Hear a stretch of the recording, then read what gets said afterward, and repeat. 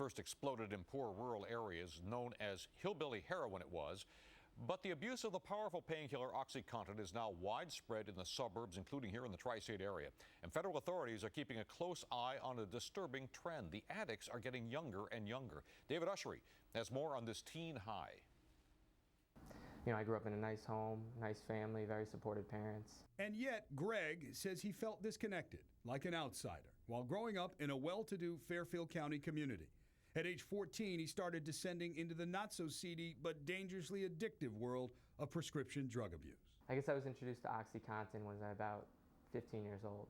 OxyContin, meant for those with chronic, severe pain, often prescribed for cancer patients. It is to be released gradually in the body. But, for example, when crushed and snorted, the time-release component gives way to a rapid high that mimics heroin. I can't really describe it. It did everything that I ever searched for. It was just that instant gratification I'd always been looking for all through my childhood. Greg, who only wants to use his first name, says he struggled through his teen years, often resorting to stealing and peddling other drugs to support his OxyContin habit. Ultimately, after extensive rehab and his family's support, he kicked it and has been clean and sober for 6 years. But in that same time frame, more and more young people have become hooked. Drug abuse across the board has declined over the last 5 years, approximately 23%, except for the abuse of prescription medication, which is on the rise, and in particular, 8th grade students. The abuse of OxyContin has nearly doubled from 2004 to 2006, which is quite staggering. Gilbride, who runs the New York office of the Drug Enforcement Administration, says abusers get their hands on the pills mostly in 4 different ways. Doctor shopping, in which individuals go from doctor to receive prescriptions, ordering online from rogue internet pharmacies, pill pushers who work the streets, and, right in the family medicine cabinet, legitimate prescriptions sitting there for young people to find. Dr. Morgan. No, he's not talking to anybody. But prosecutors allege there is another way, though it is rare. Corrupt doctors and pharmacists who sell prescriptions for profit. Last May, Dr. Richard Morgan, with offices in Massapequa and Manhattan, was indicted with 5 others for conspiracy to distribute large quantities of OxyContin by selling and filling hundreds of bogus prescriptions, usually for patients he never examined or met.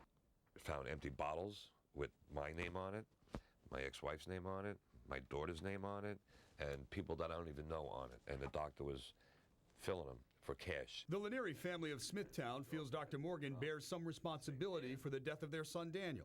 They contend Morgan's alleged criminal enterprise slowly lured their son into a web of OxyContin abuse, and, a source says, peddling, that the former Navy man couldn't escape, despite many attempts. At 25 years old, Daniel overdosed last February. Dr. Morgan's attorney, Stacey Richmond, recently told News Channel 4, Dr. Morgan is taking a very responsible position with regard to the allegations, his profession, and the community. We look forward to our court appearances. To hold him responsible for the overdosing of others, who we are unaware of, is absurd. Regardless, the Lanieris say it's about more than a court case. It's a wake-up call to parents about a painkiller that, when abused, can end up causing unrelenting pain. We are different people now. We've lost our only son over a stupid, stupid drug. And the only place I can go see my son is a grave. I go every day.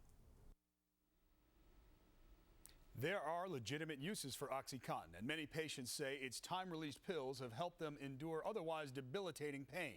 Still, this past July 20th, the company that makes OxyContin, Purdue Pharma, and 3 former executives were slapped with a staggering $634 million fine after a ruling that they misled doctors and other healthcare professionals about how addictive the drug can be. And Chuck, the company says since then it has made changes, including amplification of warnings. Well, that's all well and good, but the most important question I have for you right now is what do parents have to look out for when they're looking at their child to find out if there are any signs that the child might be abusing any kind of prescription? It's a good question, Chuck. Sometimes the telltale signs can represent a number of different things, but in general, experts say if your child goes into a state of euphoria that can't be explained, this kind of zone, you may want to ask some more questions. There's also physical signs, or sleeping at unusual times, or a decrease in motivation.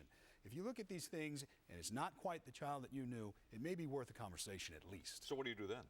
Well, then you should reach out to a healthcare professional that might help you, perhaps treatment facilities if it gets to that point. And to help people, Chuck, on WNBC.com, we've posted some of the signs and also some of the facilities where you can get help. Just click on the As Seen on TV Okay. part. David, thank you. Warmer temperatures in the forecast coming up later. Also ahead, a high